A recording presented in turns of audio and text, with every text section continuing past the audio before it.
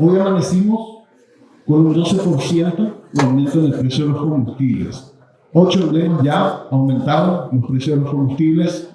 El precio a nivel internacional en los últimos 10 días aumentó en un 23%, y eso va a generar, así como ocurrió en el año 2022, una espiral inflacionaria a nivel mundial. Va a frenar el abaratamiento en el costo del dinero, porque todos los bancos centrales que estaban bajando sus tasas y liderando por, nosotros estábamos esperando que el Banco Central de Estados Unidos también lo haga ahora.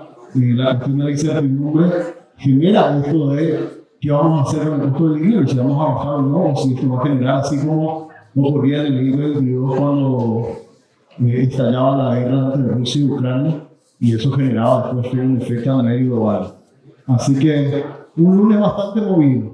Esta mañana nos enteramos que uno de los principales emblemas ya ajustó su precio también, y estimamos que va a pasar lo mismo en las próximas semanas. Así que qué momento para poder hablar de nuestra soberanía energética y poner en el centro del foco esto de que Paraguay es un país que genera mucha energía y que tiene un potencial gigantesco de seguir generando más energía con otras fuentes que para nosotros no son tradicionales, como la energía solar, que tiene mucho potencial, y como este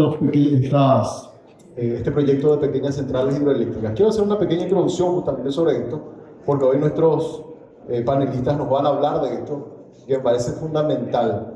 Nos han dicho, muchos estudios señalan que en la zona del Chaco hay todo un potencial enorme, y de que Paraguay está estratégicamente situado en una zona geográfica donde tenemos el mayor potencial para energía solar, por la intensidad, porque es una zona plana, porque hay poca densidad poblacional también, y donde se puede desarrollar de buena manera todo lo que es la generación de energía solar.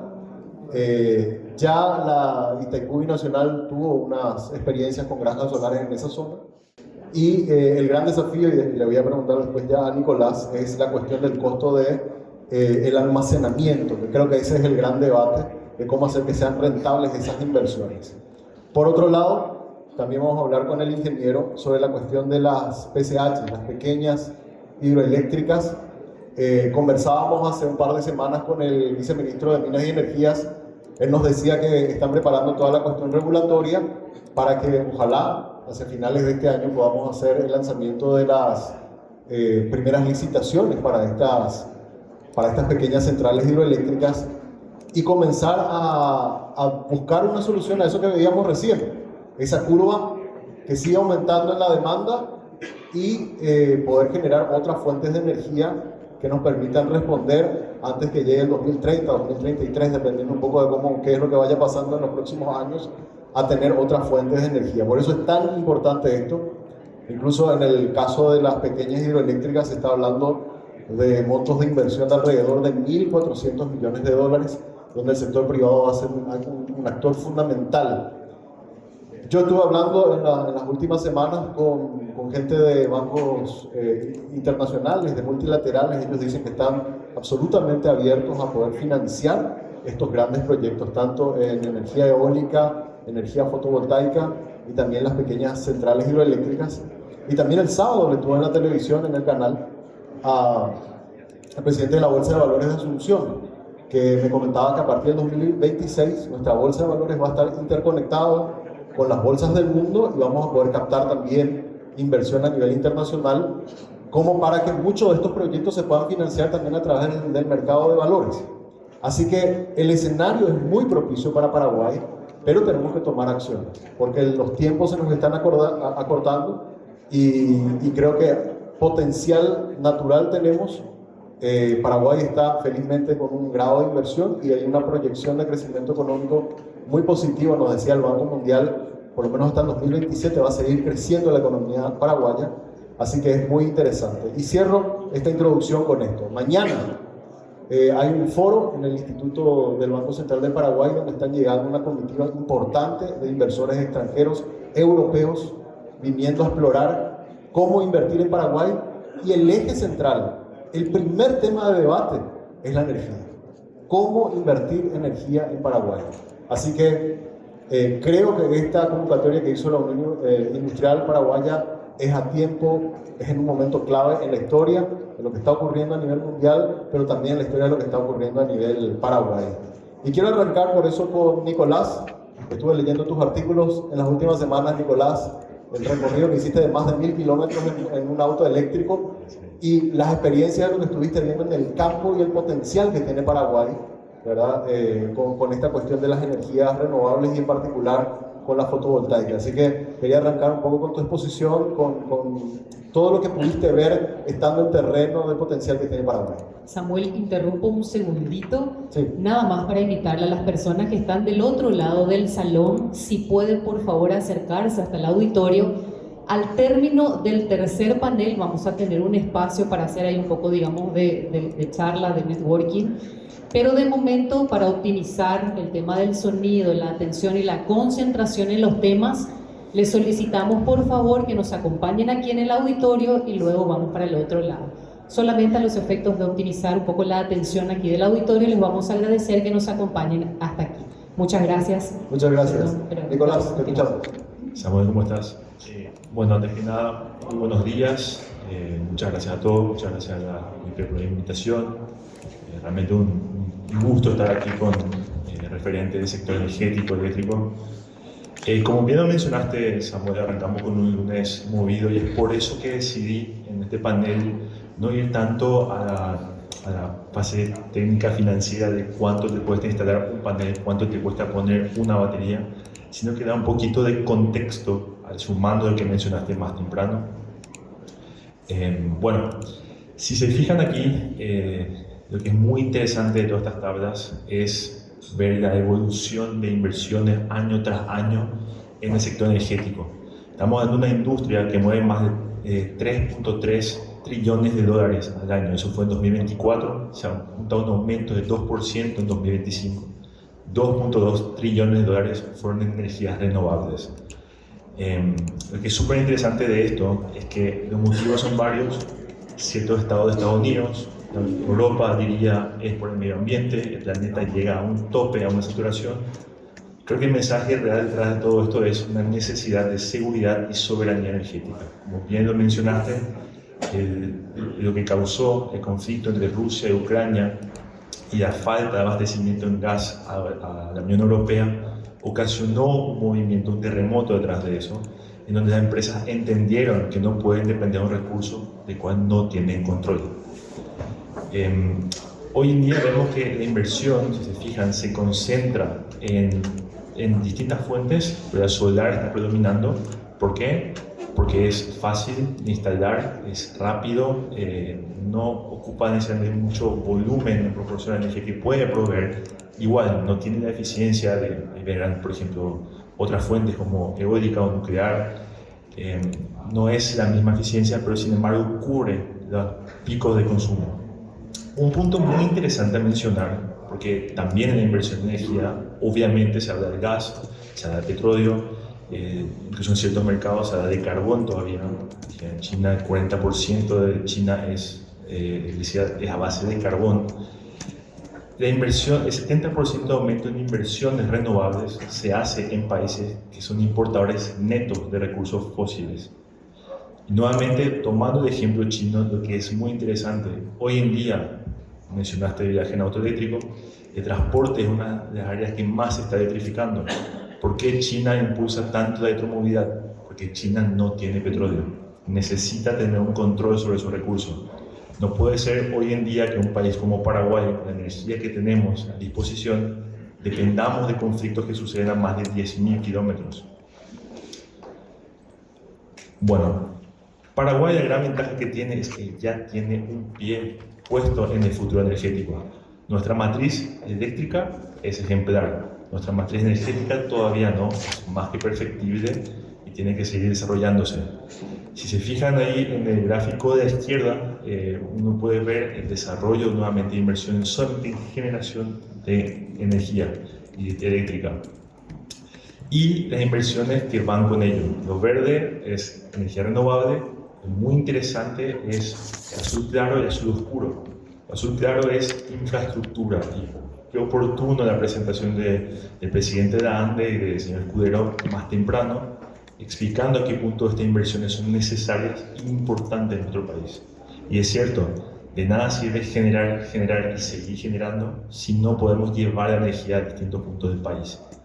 Hablando de Chaco, como bien lo mencionó, tenemos aquí amigos de Filadelfia, encontré a Tobías.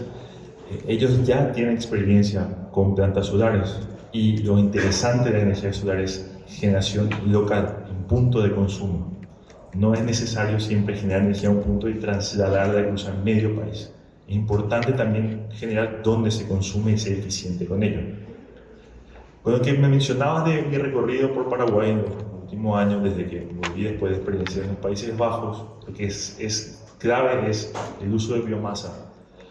En ciertos lugares, lo que pude detectar es un uso excesivo de biomasa, pero porque la red no da para poder abastecer energía eléctrica. Pero en otros casos también por costo.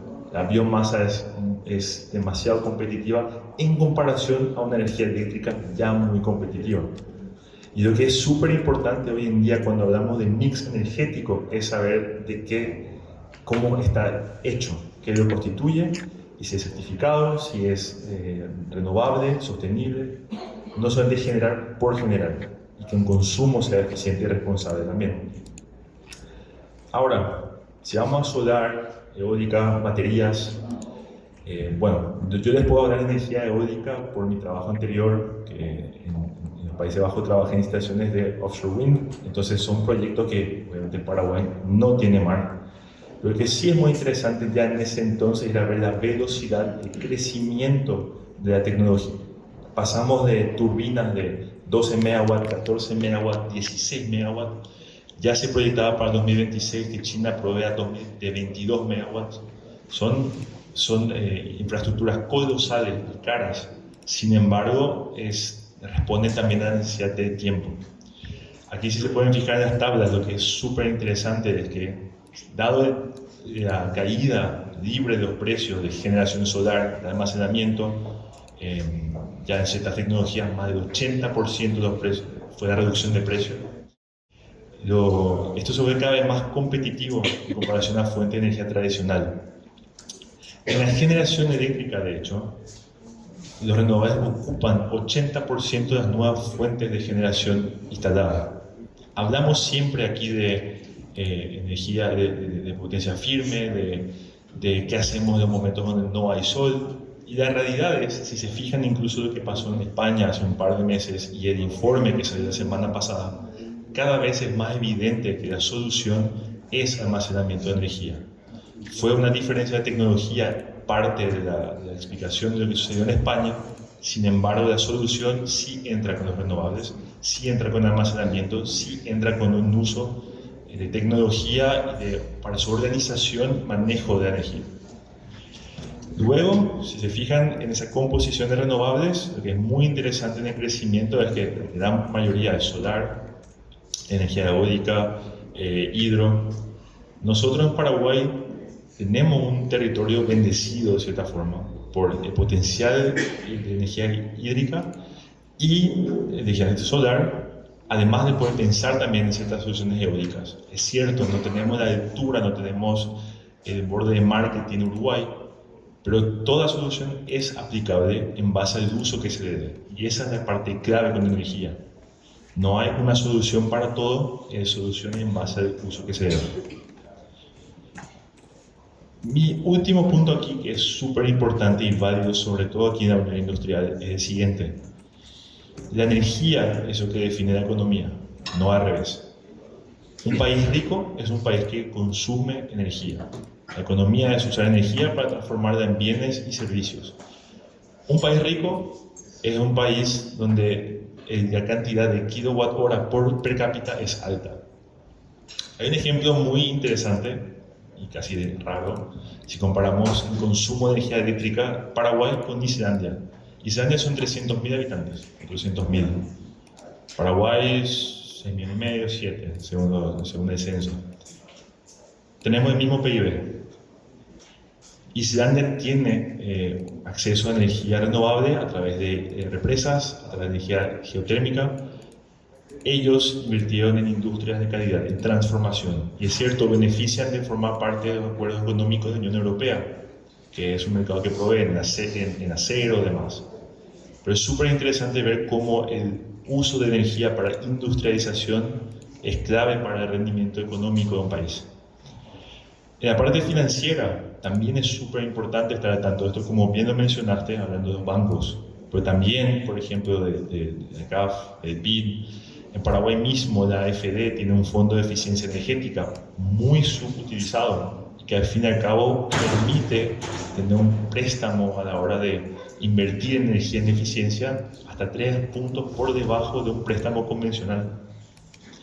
Y los nuevos mercados y las nuevas industrias, todo esto abre una puerta, no es que reemplaza empleos, crea nuevos.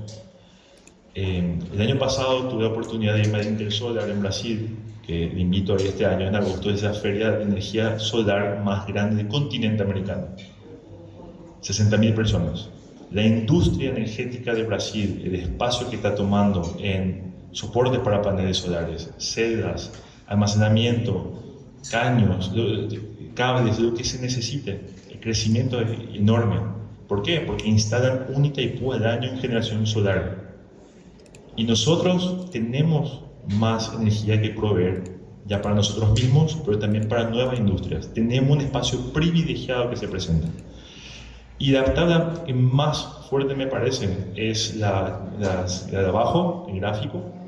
Si se fijan en la línea naranja, esos son los data centers.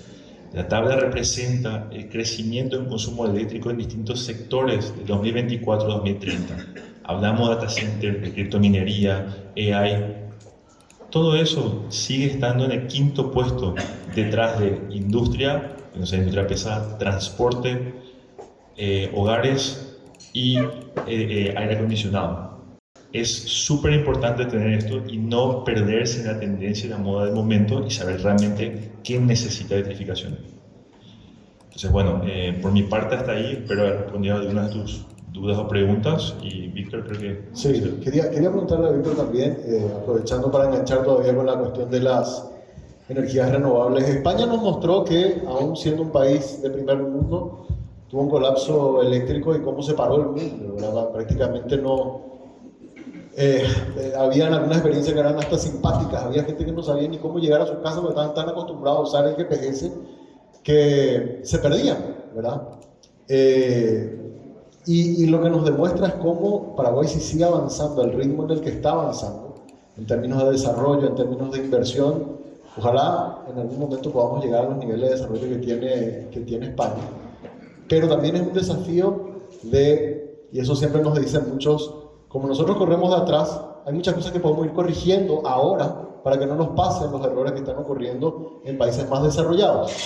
Y ahí es donde quiero preguntarte, Víctor, en términos de atracción de inversión, en términos de regulación, porque mucho se está haciendo ahora, ¿qué podemos aprovechar de la experiencia del exterior para ir haciendo ya los ajustes ahora y que Paraguay esté preparado de una mejor manera, basado un poco en lo que ya pasó en el mundo con este proceso de cambio que estamos viviendo? Buenos días a todos, presidente, gracias por la invitación. Importantísimo algunos puntos que mencionaron aquí, sobre todo la gente de Nicolás, y tu pregunta, porque hay que darle las herramientas para que la gente pueda enfrentar los desafíos que hoy tiene. Fíjate vos que Paraguay es un país que tuvo más de 40 años de holgura energética, no invirtiendo en nuevas fuentes de generación, y no le sacamos el jugo. Es más, las binacionales terminando desarrollando más los países condóminos que a nosotros mismos. Hoy el horizonte se ve acercando raudamente. Habló el presidente que hubo el año pasado, Félix Sosa, 18%, un récord en el aumento de la demanda. Yo creo que este año va a superar eso. Pero el promedio ande, para que tengan una idea, es 6-7%. Eso equivale a que cada año tenemos que estar no solamente construyendo, sino poniendo en servicio 1.5 a Caravel, para que ustedes magnifiquen cómo estamos creciendo. O sea, una Caravel y medio por año tiene que estar entrando en funcionamiento para cubrir la demanda vegetativa de la Ande. Hoy con las grandes inversiones, y eso hay algo muy lindo, también me gustó, desmitificar el tema de que la energía no es gratis y no va a ser gratis. De hecho, precios como las binacionales son irrepetibles, totalmente. Tenemos que olvidarnos de eso. Los costos ambientales en aquella época, hoy ni hablemos. Las exigencias que se deben cumplir con todas las inversiones que se deben hacer para hacer una gran represa, no vamos a entrar. O sea, realmente estamos no desfasados, sino estamos a punto y a tiempo de iniciar un proceso en el cual tenemos que ya iniciar. O sea, ya estamos ahí. Hay empresas privadas que están invirtiendo en parques solares. De hecho, me preocupa mucho porque aquí veo muchos ex jefes y muchos ex compañeros de celda, le llamo por mi compañero de oficina de la ANDE, en los cuales se han trabajado y planificado realmente proyectos que no han entrado en funcionamiento todavía y están ahí. En el 2015 fui coordinador de la primera central hidroeléctrica Pesachipané 1 y de la central fotovoltaica Bahía Negra. En el 2011, para que ustedes se fijen, ya se inició ese proceso por un problema de la ley 3009 que no le permitía a la 2051, se declaró desierto. Y realmente Paraguay tuvo un atractivo muy lindo ese momento, y se preguntaba a la gente, ¿por qué en Paraguay sí tiene mucha energía y barata? Y ese es un problema al final, porque eso no nos permite comenzar a iniciar un proceso de nuevas fuentes de energía que sí son más caras y van a ser más caras. Entonces tenemos que ser conscientes. Hablan de energía firme, hablan de energía, ¿cómo le llamaban? Intermitente. En realidad todo eso tiene una solución, tiene un precio nada más, ¿verdad? Pero estamos a tiempo de iniciar algo en lo cual nos va a patear y no nos va a gustar. Yo hablo de desarrollar la industria de la energía, porque en países como en Perú, cuando llegó, no tenían más para enchufar un foco. Se hicieron licitaciones, las cuales los primeros precios eran irrepetibles, muy caros, y a los 5 años ya estaban al mismo precio de la hídrica, pero porque crearon una conciencia, y podemos hablar también de eficiencia, después inclusive la OIP llegó a hacer muchos cursos de eficiencia para la industria en los cuales participé, y muy interesante. Hoy la ANDE, el Paraguay, tiene que iniciar ese proceso ya, y contamos con experiencias muy lindas, muy interesantes, muy exitosas. Si nadie sabe, por ejemplo, el primer sistema aerogenerador instaló la ANDE en el 74, sistemas repetidores de transmisión de comunicación. Antelco en el 80, desde Vallemien hasta Bahía Negra, y hoy todavía queda de Bahía Negra, para no gastar en térmicas, puso un sistema eólico solar. Y funcionaron 18 años sin mantenimiento, las aparan de madera. Imagínense con la nueva tecnología. O sea, realmente la tecnología nosotros nos la hemos acompañado en algún momento dado y está ahí a la mano. O sea, tenemos oportunidades de iniciar, no procesos, sino continuar procesos que hace rato ya fueron exitosos. Yo quisiera tocar algunos temas más, si me permitís. Me exige mi asociación, la APER, que hablemos de todos los beneficios de nivel país. Tenemos no solamente la eólica, la solar. Nosotros estamos convencidos y no estamos en contra de nada que traiga inversión y desarrollo al país, pero sí de priorizar lo que es la energía limpia y seguir llevando ese estandarte de país con una matriz 100% renovable. Somos naturalmente muy ricos y queda mucho por explotar. Uno de los temas que me gustaría tocar, si me permitís, o tenés otra pregunta para continuar, no, para cerrar. Sí. El tema de la bioenergía. Es algo que no estamos tomando en cuenta. En algún momento yo tuvimos varias conversaciones acá con el ingeniero Odone del tema de la certificación de biomasa con fines energéticos, que tenemos que iniciar ese proceso como serio, porque hay requerimientos de la parte de la Comunidad Europea para algunas exportaciones que van a comenzar a apretarnos. Sobre todo a la OIP le va a ser un poco molesto en algún momento dado encontrarse con esos problemas y estar no en guardia. Hoy mismo la bioenergía en el Paraguay, por ejemplo, ASPA tiene 15 megas de generación propia, Impasa Estamos hablando de residuos del bagazo que ellos se autogeneran. Hay biogás, hay experiencia a nivel laboratorial y en empresas que utilizan frigoríficos, residuos, gasifican lo que serían los residuos de sus animales y utilizan para cogeneración. Y hay que ser bien consciente que la eficiencia comienza desde la energía o la generación misma. La generación descentralizada es algo que tiene éxito a nivel mundial. No puede ser que en todo el mundo funcione aquí, no. Construir líneas de 300, 500 kilómetros no es recomendable. Eso nos da una calidad y una garantía energética. Lo ideal en un país tan rico como Paraguay es generar descentralizadamente aprovechando los recursos locales y poder de alguna manera, con la energía que se exporta, que es algo que nunca me gustó, Paraguay es el principal exportador de energía. Me hubiese gustado más escuchar que Paraguay es el principal consumidor per cápita de energía. Quiere decir que realmente estamos utilizando nuestra energía. Esa es la verdadera soberanía energética.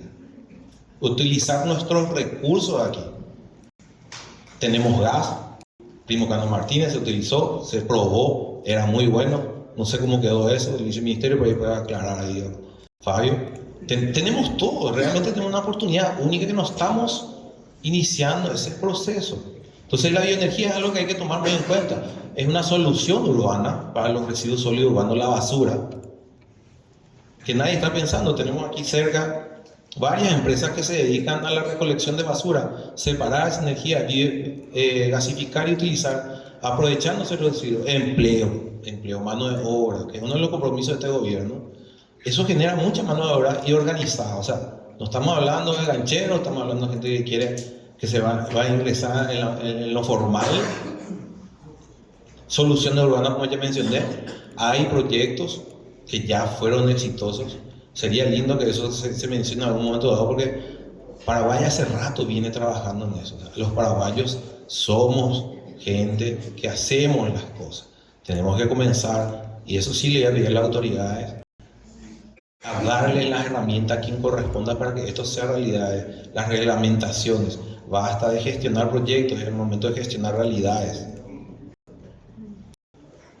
El marco legal vigente, bueno, como le mencioné, este es un problema que estamos esperando con la reglamentación, justamente es lo que nos dedicamos a la parte de energías limpias, los decretos, la política energética, la 3009, que ahora fue modificada recientemente, pero todavía no es reglamentada, que es justamente el productor y transportador independiente de energía eléctrica. No tuvo ni un hijo, creo que sí, uno con Paracel firmado con la ANDE, si la ANDE me puede corregir, pues está en espera, justamente que tenemos que de alguna manera darles esa herramienta para que la ANDE también esté cubierta en los nuevos costos. Porque algo que nosotros habíamos analizado en algún momento dado, y cuando fui funcionario de la ANDE, de los costos nodales. A mucha gente le molesta eso, pero no puede ser que el mismo precio en Hernandarias sea el mismo precio en un lugar en el cual requiere una línea de transmisión en la cual vos invertís, operás y mantenés a un alto costo. Entonces, hay que ver la posibilidad más amigable para que justamente todos saquemos un buen provecho. La ANDE tiene unos proyectos muy interesantes de generación, inclusive me permito felicitar por el tema de la movilidad eléctrica, que es algo que nadie está recordando, el tema del Plan Nacional de Electromovilidad, que también le va a dar una buena demanda a la ANDE. Está el tema del parque solar que ahora van a inaugurar en Puerto Esperanza, Itaipú, ya se vienen trabajando muy fuerte también en eso. El INT, o sea, realmente a nivel nacional hay experiencia, porque nosotros no vamos a inventar acá la rueda. Esto funcionó y va a seguir funcionando, y tenemos que simplemente subirnos a este móvil y comenzar a hacer las cosas. Pero hay que darle a las instituciones que se encargan de eso las herramientas adecuadas. Más de 40 años de inversiones, como mencioné hace rato. El 2030 es nuestro punto crítico, y ojo, la demanda va a ser un problema, la simultaneidad va a ser nuestro primer problema, las puntas, la energía va a venir después, y el impacto económico severo que vamos a sufrir, porque hoy hay empresas que vienen con la intención de invertir y se dan cuenta de que no hay un horizonte energético muy largo. Entonces hay un miedo a invertir. Estaban hablando de electrointensivas. Todas las nuevas inversiones van a ser electrointensivas. Las cripto tienen hasta el 2027.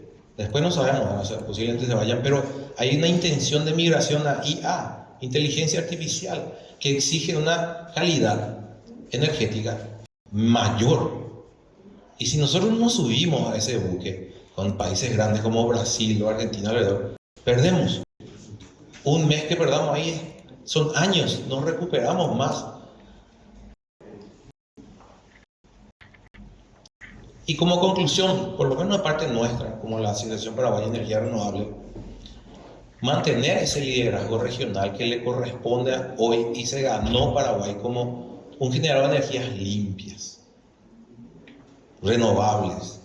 Eso no quiere decir no aprovechar otros, pero que sean nacionales, no depender de, o tanto, de otras fuentes de las cuales no tenemos el dominio. La diversificación de la matriz energética es algo esencial, no hace falta decir eso, ¿verdad? El viceministerio está trabajando detrás de su política energética. La ANDE también está apoyando en distintos puntos del Ministerio de Industria y Comercio, en otros, pero tenemos que realmente tomar hoy las riendas y meterle fuerte. La innovación tecnológica, eso crea un nuevo mercado. Yo le suelo llamar jocosamente la industria de la energía, porque vamos a tener que capacitar gente, inclusive en otras energías. No, la energía atómica que ve un amigo allá, que es limpia pero no renovable, es algo que no tenemos que dejar mirar, pero que es algo que si no nos iniciamos, como ya pasó en el 2011, no sé si se acuerdan, hubo una emergencia eléctrica, un decreto de emergencia energética en la ciudad de Salto del Guairá, donde se amenazó que se iba a cerrar el comercio en Ciudad del Este y todos migraron a Salto del Guairá de forma intempestiva. De un mes al otro la demanda subió 165%. Imposible calcular y predecir eso. Entonces la ANDE, ¿qué hace? Instala 20 megas térmicos en la ciudad de Salto del Guairá, a 200 kilómetros de la central hidroeléctrica más limpia y más barata del mundo, a un costo de $540 el megavatio generado. Que no nos vuelva a pasar como ya pasó en Uruguay, como ya pasó en Brasil, porque una vez que nos quedemos sin recursos vamos a incurrir en costos innecesarios y mucho más caros. Vamos a tener que traer afuera gente que sabe. Es el momento de ir preparando, ir haciendo. Tenemos, reitero, muchas experiencias a nivel nacional exitosas en solar, en eólica, en biomasa, en bioenergía, biogás y otras. Entonces, y hay gente preparada. Necesitamos simplemente las herramientas necesarias para que esto sea realidad. De mi parte es todo eso. La APER acompaña todo lo que sea la UIP en lo que se refiere ahora más. Gracias. Muchas gracias, Víctor. Y antes de ir cerrando, porque quiero también hablar sobre las pequeñas hidroeléctricas. Ingeniero, se habló mucho de este tema. Se habló de una cuenca, creo que si mal no recuerdo era la de Pané, y de un potencial de unas 20 a 22 pequeñas centrales hidroeléctricas. Pero también muchos expertos hablaban de los ciclos que estamos teniendo en las sequías que antes se daban de forma un poco más prolongada, digamos cada 6, 7 años, ahora se están acortando los plazos. En el 2022 tuvimos una gran sequía, hace poco otra vez otra nueva. En el último año, a consecuencia de esas sequías, hemos tenido una disminución en la generación de divisas de nuestras principales centrales eléctricas de más o menos $600 millones menos. Entonces, a la hora de pensar en una inversión en estas pequeñas centrales hidroeléctricas, ¿cuál es el potencial realmente del negocio? ¿Cuál es el potencial hídrico que tenemos para poder desarrollar? Y con todo esto que se está preparando a través del Viceministerio de Minas y Energías en términos de regulación y de lanzamiento de estas licitaciones, ¿qué es lo que estás observando respecto a ese desarrollo de esas pequeñas hidroeléctricas? Dale. Antes de responder todo lo que consultaste ya mencionado, quiero decir que realmente los plazos, así como se mencionó, son, a nuestro modo de ver, bastante más exigentes que lo que se presentó. Estamos hablando que en los pronósticos que se tienen, y felicito que el presidente de la ANDE haya mencionado que cuando se construyó Acaraí, la capacidad instalada de Acaraí era 9 veces superior a lo que era la demanda en ese momento. Y haciendo un recuento, la demanda en el Paraguay en 1973, cuando se firmó el Tratado de Itaipú, era de 52 megavatios y se estaba firmando para construir una central de 12.600 megavatios en ese momento, 6.000 para cada país, o sea, 100 veces más la demanda. Y ahora estamos viendo que tenemos una reserva, con mucho optimismo inclusive, de menos del doble. Entonces quiere decir que tenemos que acelerar muchísimo nuestro plan de construcción de nuevas centrales de generación. Y eso siempre y cuando, como se mencionó con bastante insistencia también por parte del ingeniero Escudero y el ingeniero Sosa, siempre y cuando tengamos la hidraulicidad conveniente. Justamente estábamos hablando ahí antes de comenzar, hoy estamos con menos del 60% de la capacidad del caudal para que la central hidroeléctrica de Itaipú funcione a pleno. Entonces, son las cosas que suceden. Entonces, ¿qué pasa? Hay cuestiones de nuevas centrales de generación que se deben gestionar lo más rápidamente posible. Y ahí es donde entran las pequeñas centrales hidroeléctricas, porque ya hay estudios previos de varios análisis que se hizo que permite acelerar este proceso, ¿verdad? Siempre decimos que las pequeñas centrales hidroeléctricas y todo el potencial interno del Paraguay hidráulico no es la solución. Como ya se mencionó, no hay una tecnología que sea la solución plena para esto. Tiene que ser un conjunto de tecnologías lo que permita llevar adelante todo el emprendimiento y seguir abasteciendo de energía eléctrica al consumidor paraguayo.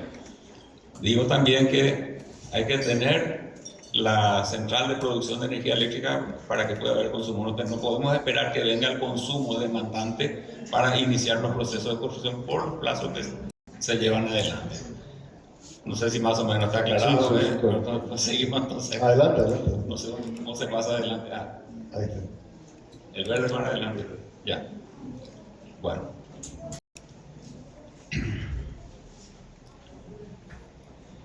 Acá vemos los estudios preliminares que le había hecho el Parque Tecnológico de la Itaipú Binacional. Se identificaron 1.745 lugares en los cuales se puede generar energía eléctrica en el Paraguay. Una potencia total de 1.000 megavatios aproximadamente es lo que ellos están previendo en esos lugares. Hay que decir que es un estudio, yo diría, muy prudente y muy conservador, como de hecho se tiene que hacer para este tipo de análisis preliminares.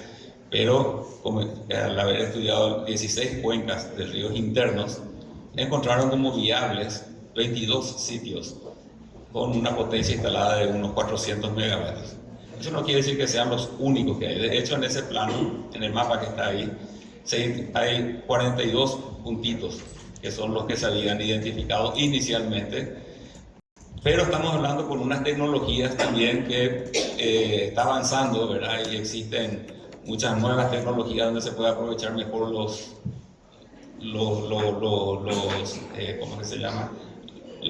Las curvas de nivel de los ríos y todo, que se puede obtener mayor capacidad que esto. Pero para este análisis usamos los 22 sitios viables porque son los que están definidos y ya fueron analizados con bastante intensidad por la parte de la Itaipú Binacional.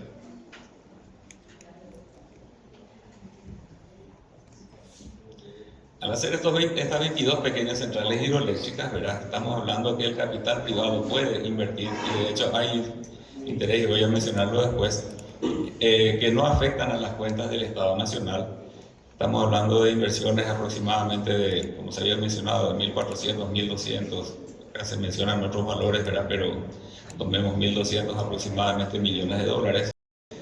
La ventaja para el país es que se desarrollaría un nuevo sector industrial en la metalmecánica, en la parte de puentes, grúas, compuertas y cosas que se deberían hacer en el sector de control, toda la parte de inteligencia también, que es la parte electrónica que para controlar todo esto. Creación de mano de obras, estamos hablando de entre 12.000 y el viceministro de Minas y Energía habló hasta de 25.000 personas trabajando en todos estos emprendimientos. Posibilidad de exportar la energía, redundaría en ingresos de divisas. el crecimiento económico de la región, ¿verdad? La utilización de los embalses es otro emprendimiento adicional a lo de a la obtención de energía solamente, ¿verdad? Para fines tanto turísticos como de explotación de peces, agua para irrigación eventualmente. Entonces estamos hablando de realmente un desarrollo muy importante en el caso de que pues, cuando se hagan estas centrales. Para la ANDE, como ya se mencionó, ¿verdad? También hay varias ventajas, ¿verdad? Se mencionó la generación distribuida, aumentaría la confiabilidad, la calidad del servicio, se reducirían enormemente las pérdidas, que también se mencionó, ¿verdad? Y se postergan las inversiones de la propia ANDE. Estamos hablando que cuando se genera a la distancia, se demoran, se podrían atrasar las inversiones en líneas de transmisión y subestaciones. La ANDE podría utilizar un ingreso adicional por el peaje, por el uso de las líneas, ya que la legislación, así como está, permite generar en un punto del país y consumir en otro para una persona, y le pagaría el peaje por el uso de las líneas a la ANDE. Existe la capacidad de operar en modo isla, significa que cuando una línea tenga algún problema, la central de generación a distancia podría estar trabajando y esa parte de la población tendría energía eléctrica. Y ahí viene que tiene un plazo de implantación. No digo que es más rápido porque la parte solar es más rápida, pero es el segundo más rápido de implantación, que es el problema que estamos teniendo ahora. Tenemos que actuar muy rápidamente. Y también se estaba hablando del complemento de las baterías para las centrales solares, porque es una generación intermitente. Las pequeñas centrales hidroeléctricas son la batería natural más importante y muy conveniente que hay, ¿verdad? Puede colaborar en la hora de punta también, y se compensa la generación entre las dos.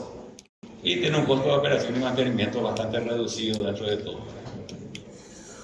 Como dentro de lo que me habían consultado, las desventajas. Bueno, estamos hablando de impacto ambiental mínimo.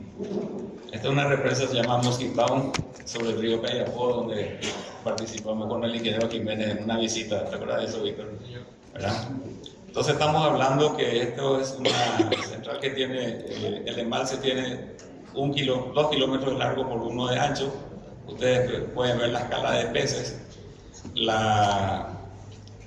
Ahí en la represa se puede ver el caudal ecológico, que es el caudal mínimo para que los peces puedan tomar su curso, y la escala de peces para que puedan subir aguas arriba y desovar. Y esta es una central que tiene la casa de máquinas, la tubería forzada es un túnel a través del cerro, y la casa de máquinas empotrada en la ladera del cerro, ¿verdad? Tiene 30 megavatios con esa pequeña inversión.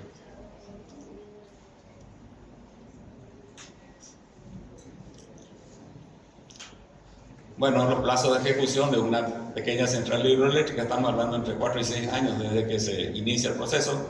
Elaboración del proyecto ejecutivo, 1 año aproximadamente, obtención del financiamiento, evaluación de impacto ambiental, ¿verdad? Y la construcción misma está entre 1 año y medio a 2,5 años, ¿verdad? Entonces estamos hablando de cuestiones que pueden ser bastante rápidas.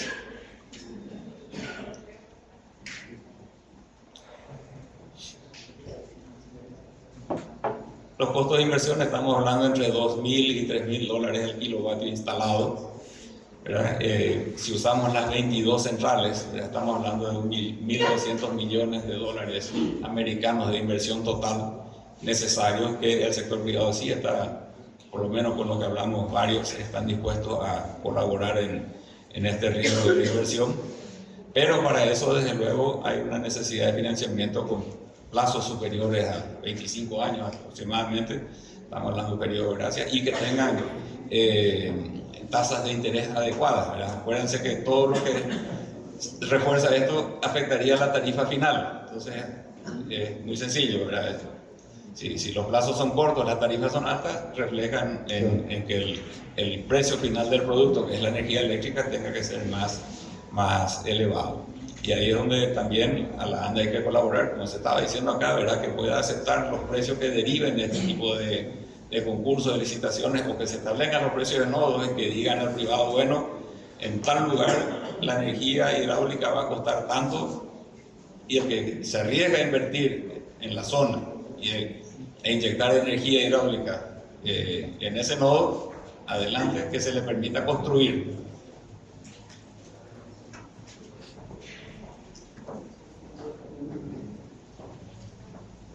Antecedente de interés, así como lo mencionó el ingeniero Jiménez, sí hubo un interés 2 veces. Hubo la posibilidad de llevar adelante emprendimientos. En el año 2017 se llevó adelante una licitación para proyecto, construcción o mantenimiento de una pequeña central hidroeléctrica sobre el río Pané. El ingeniero colaboró, estuvo con el pliego de base de condiciones, todo, o sea, realmente un trabajo muy importante que hizo un grupo de la ANDE, de muchos intervinientes. En esa licitación finalmente se llevó a cabo, hubo 5 oferentes de varios países, no solamente de la región, sino también de otros. Y finalmente hubo un problemita que presentaron documentos sustanciales que no se pueden corregir, presentaron con errores, entonces fueron eliminando y quedó una sola oferta final dando vueltas y se terminó cancelando. O sea, quiero decir nomás que la ley 3009, así como estaba, si bien era muy compleja, ¿verdad? Se estableció un consejo con 6 ministros. Insertar a 6 ministros alrededor de una mesa sin que esté el presidente de la República era extremadamente complicado para tomar las decisiones. Pese a todo ello, se llevó adelante una. Hay que decir también que el señor López insistió muchísimo con un grupo de empresarios paraguayos y un grupo de empresarios brasileños que insistían muchísimo. Encontró un grupo de gente como el ingeniero Jiménez y varios otros, y yo también estaba metido entre ellos, que acompañaron esa intensidad, ¿verdad?, para llevar adelante. Y bueno, terminamos ahí, lastimosamente quedó final. Después se replicó la licitación con otro pliego ya, con algunas modificaciones en el mismo lugar para intentar aprovechar, y en esa oportunidad no hubo ningún oferente. Quiero nomás decir que la ley, así como estuvo, sí podía ser aplicado, sí hubo gente dispuesta a arriesgarse con la ley así como estaba, con todas las dificultades que tenía, pero sí hubo gente que estaba dispuesta a arriesgarse.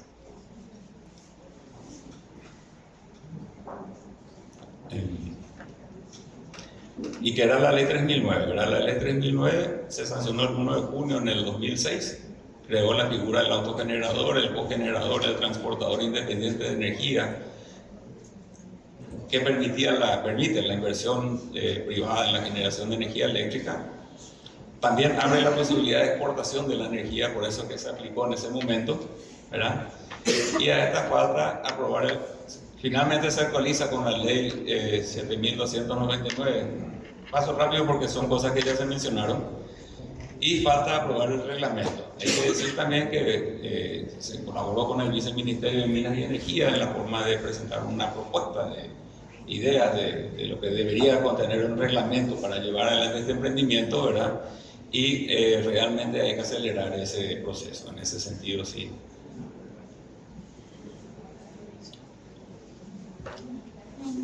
Bueno, eso es lo que quería decir, ¿verdad? Hay que llevar adelante el emprendimiento con el viceministerio para poner el reglamento y que el sector privado lleve adelante los emprendimientos. Hay mucho interés, sí. Hay mucho interés. Así es, y es cierto, a mí me ha tocado hablar con muchos empresarios y el interés está, y creo que a diferencia de esos 6 o 7 años atrás, hoy tenemos un grado de inversión, tenemos un país con una macroeconomía estable, tenemos proyecciones positivas de crecimiento económico en los próximos años. Todas las condiciones están dadas, los estudios están hechos, así que hay que poner manos a la obra para que podamos en esa curva llegar a tiempo y poder tener todas estas fuentes nuevas de energía que nos permitan seguir desarrollándose.